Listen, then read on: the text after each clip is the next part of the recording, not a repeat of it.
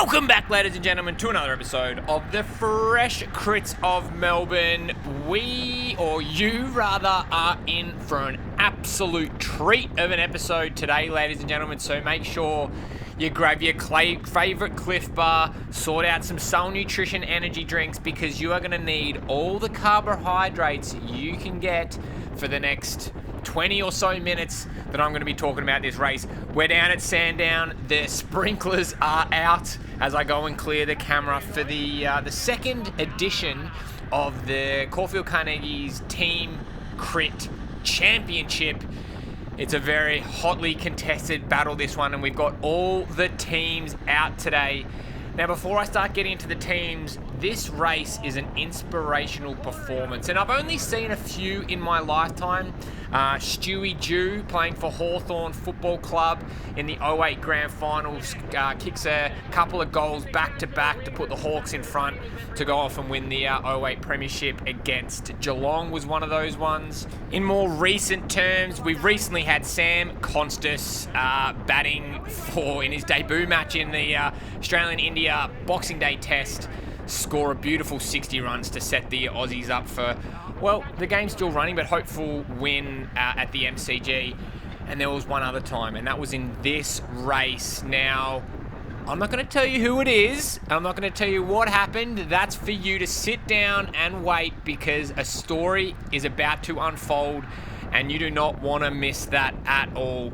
So before we go into the storytelling, let's quickly talk about the course today. We've been to Sandown before. It's a classic sea breeze, so we're riding currently on the front straight, right into a block headwind, and then as soon as we make a couple of left-hand corners, it's onto the back straight, which is where all the moves and all the attacks are going to happen. The reason that is on the back straight is because, one, there's a small berg to get up over that is enough to do some damage to the legs, and secondly, there's a tailwind, so you can launch an attack and there's not that much of a draft for the riders behind to sit in. So that's where all the action's going to happen. Let's talk about who's in this race. So straight in front of me, number 247, that's everybody's favourite rider, Nick Owen, riding for the Aussie Champs, or Race Atlas. We're not too sure of her names yet. So we've got Lewis Bull, who's on the front there. You can see him in the red kit. Nick Owen and myself riding for Race Atlas.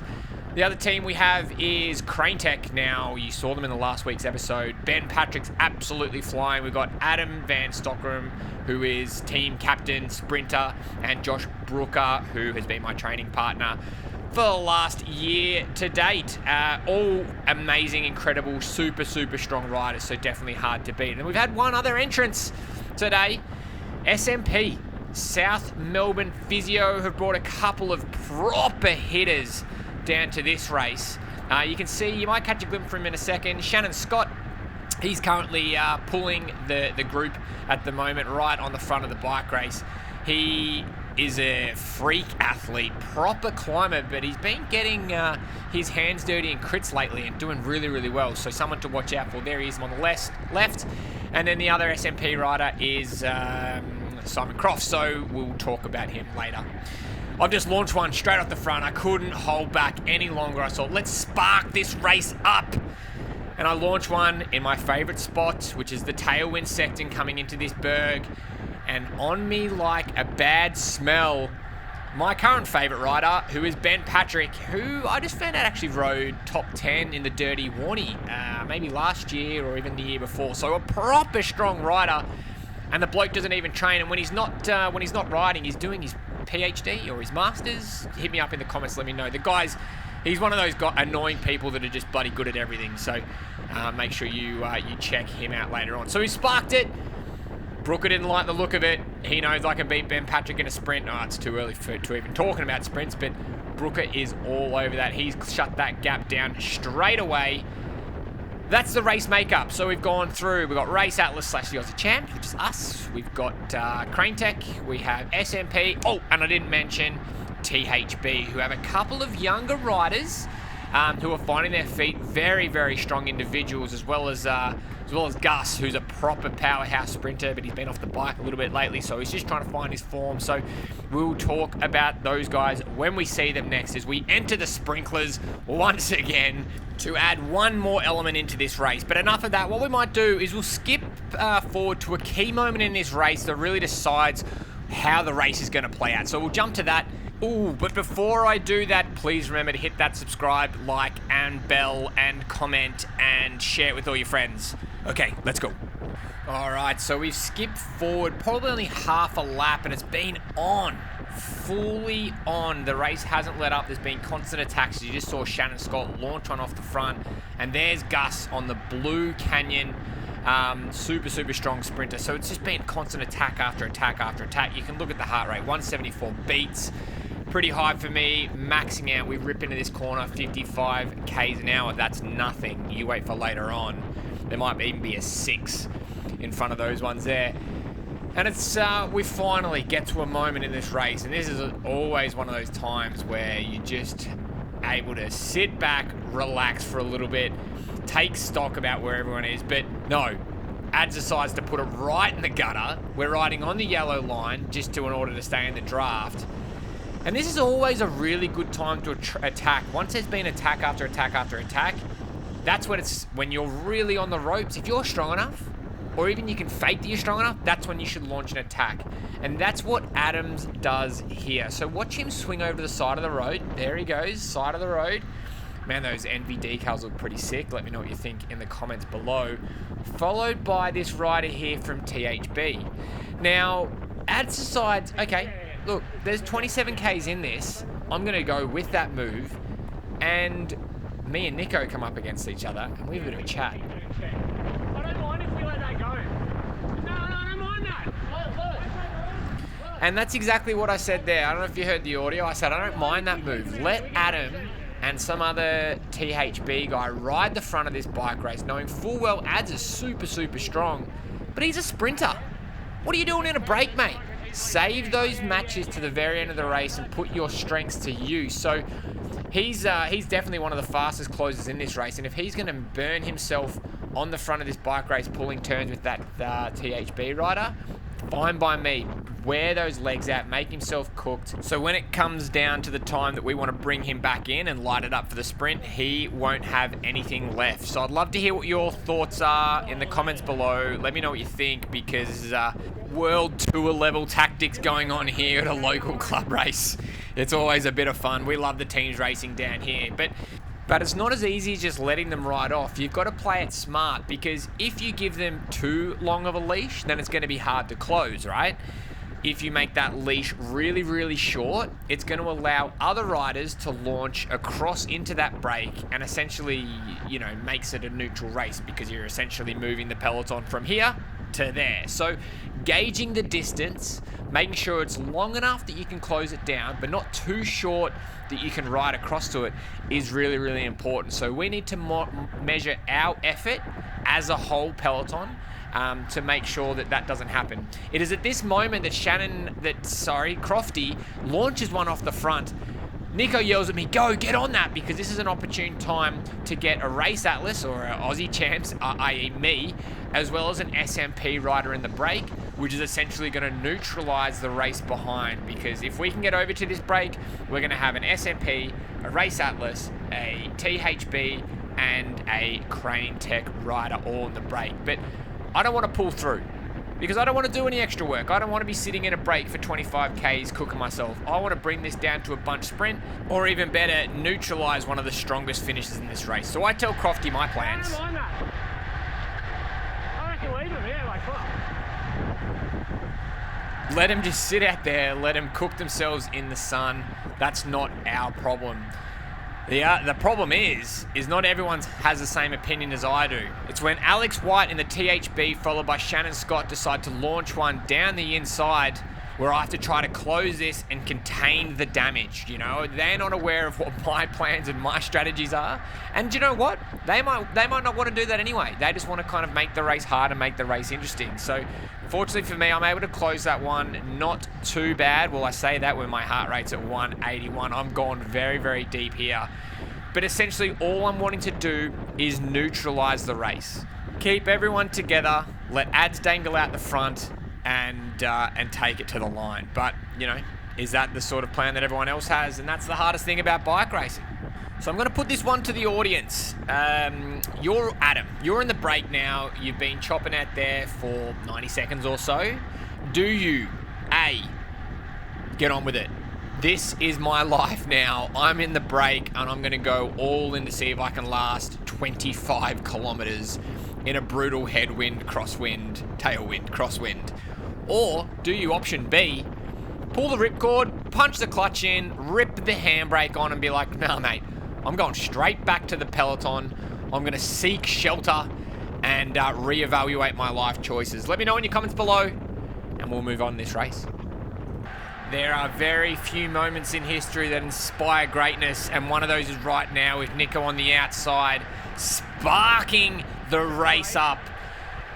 Adam's been off the front for a good 25 minutes now, and it's time to bring that gap back, and Nico's the first man to do it. And one of the reasons why this move is imperative to this race is because it saves our legs. By Nico sparking it off the front, it's forcing the other teams to chase this one back. Crane Tech, THB. Meanwhile, me and Bully sit in the wheels and save our legs. Now, Lewis left a little bit of a gap open. Surely he's going to close that any second now. He's just winding up the legs. And this is why it's so important. You think Nico's got one move in his bag of tricks? Well, think again. With the magic of editing, we're going to fast forward this little section here through the sprinklers. Nico's been caught. I clear the camera. Nico's been caught, and it's this moment after a microsecond of recovery, he sparks another one. Look at him sitting third wheel. He sends it up on the right-hand side. He is followed by Crofty. It's like a magnet he's on his back wheel. Brooker goes across. He knows the desperate part of this race, and this is why it's so crucial.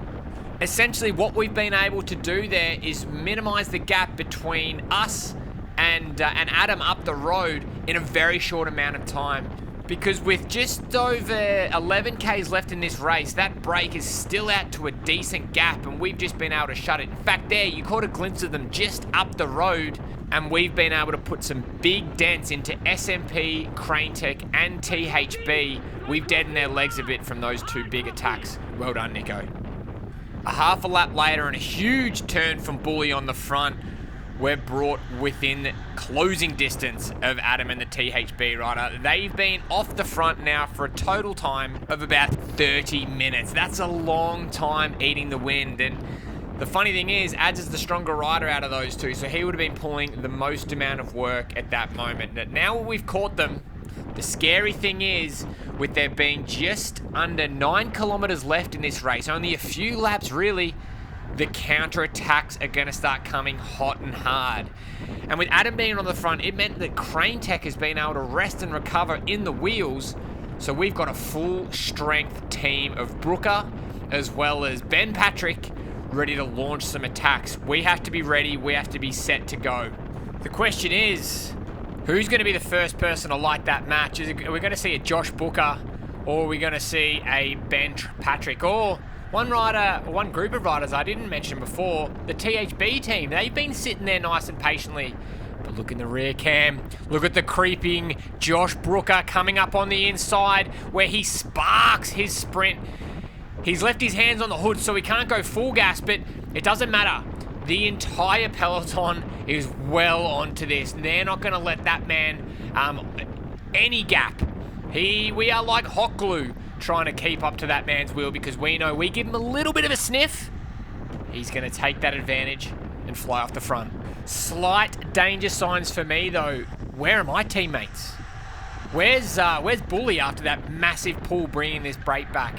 Where's Nico after his mammoth effort launching two really hard-hitting attacks that essentially brought all this back? They are nowhere to be seen. This is not good signs, but all I can do is stay in the wheels, keep myself near the front, and hopefully they can get their breath back. We skip forward just half a lap as we're about to get 2 laps to go, as Brian nearly hits me with the 2 lap sign, and it's all back together. There was a small move that lasted for half a lap with me and Alex White, the THB kid, on the Giant in the rear cam. But that didn't last too long, obviously. And it's at this moment Ben Patrick's been saving his matches and he flies off the front with a perfectly timed attack.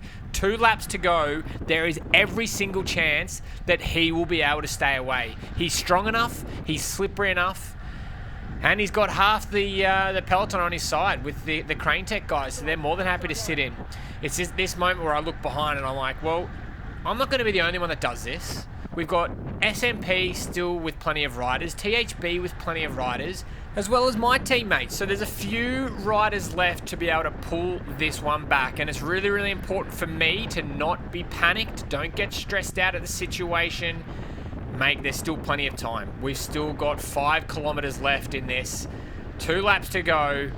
There are plenty of time where we can bring this one back. He's probably sitting at about a 10-second lead at the moment, which isn't much at Sandown. He's attacked into the headwind part. He is going to get a bit of a gap here at the crosswind as well as the tailwind. But it's important that we drive the pace. With Adam on the front now, that is not a good thing because he's going to be sitting up. In saying that, he's doing 41 Ks. He's going to be trying to sit up, slow everyone down, disrupt the pace line, disrupt the group, which gives Ben Patrick every single chance to stay away. He's not going to pull through, mate. He's going to sit up. Come on, Shannon. You heard me there. I tell what my plan is to Crofty. I try to encourage the rest of the group to pull through because they might not be aware of the situation. Now, let me know what you think in the comments below. Do you like people being yelled at, or do you do the yelling in crits? I'd love to hear what your thoughts are. I'm very vocal. For those who have raced with me, they know that I'm very vocal on the race course, to my detriment sometimes, but I do love it as long as it ends as soon as we take our numbers off. And this is where a big attack has gone by the THB team. They've launched a big, strong attack now. Alex White's driving the pace and Crofty's happily sitting on his wheel. And I don't mind just sitting in here because if you can get a quick glimpse up the road here, Ben Patrick, the gap hasn't extended.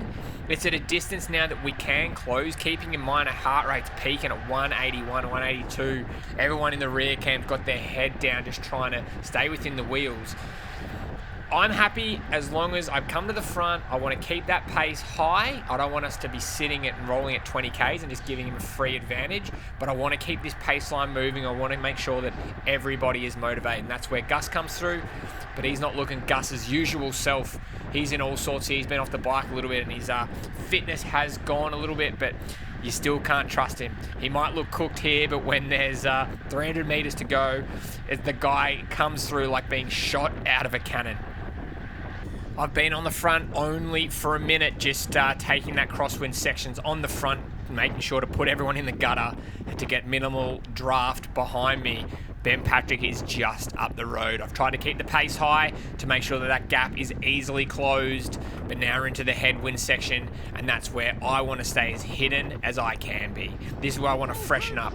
We've got the last lap here. You can hear the bell. It's on. This is where the race is going to happen. There's a lot of looking around in the rear cam. The peloton's spread out across the road. This is where one of these riders from B grade flies off the front. Bully comes from the ashes, rides up alongside me and says, "Hey, did you back yourself in a sprint?" Do I even need to reply to that? Of course I back myself in a sprint, mate. That's all I've got. It's my only somewhat strength. And this is where he goes 100% all in. He knows what the job is, and that's to keep the pace high, to stop any sort of attack from coming over the front, and keep me up the front of the bike race. Sitting in third wheel here is not great. I'd rather not be here. I'd probably want to be like 5th, maybe 6th, because there's still a lot of distance between here and the finish, and there's no chance Bully's going to be able to do an entire lap at 40 Ks. It's just too hard. I've just got to make sure I surf the wheels, ride it well, and stay out of trouble. Here comes Al. He comes over the front to provide some support for Bully, or launch an attack. Not too sure what he's doing there, but maybe it'll make a little bit more sense soon. He sits in to try to protect Adam, it seems. They're riding together. This is where things are starting to get interesting. So now that's good for me. Now I've gone from third wheel to fourth wheel. I've got 2 big guys in front of me. I'm checking over my shoulder. I'm staying nice, safe, hidden and protected from these winds. I want to make sure to see who's behind me, if I've got any big sprinters behind me that are going to come over me. It looks like we're about to catch Ben Patrick there, so I've got to be ready for that next attack of Josh, who's probably going to, once caught, fly over the front of him, or even Adam if he's got the legs after being off the front for 30 minutes earlier in this race. Okay, we've made that corner. We are on the back straight now, the tailwind section of the course. This is where things are going to get really, really fast. I'm in the drops permanently on this last lap. I want to be ready for a snap if there's a rider that flies up the inside. I'm also checking on my right, looking at the shadows there. That does give you a bit of a future prediction of what's going to happen, because you can see the riders before they appear instead of looking over your shoulder. It's really important you stay looking forward in case you overlap wheels. That's the last thing you want to do.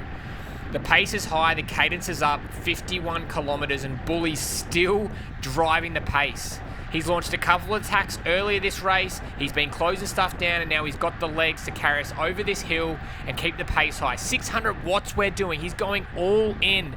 47 kilometers an hour. Surely the man's cooked. He is. He's flicked the elbow. He wishes me all the best. And now it's up to me to stay in the wheels to try to take out this win. Al's on the front now. He's driving the pace for ads. It's at this moment where Brooker launches an attack. I look around being like, it's not only my responsibility to go. That's where I snap onto Shannon Scott's wheel, force them to make the close, and that's exactly what we do. I'm going really deep here, 180 beats, 600 watts almost to try to catch on.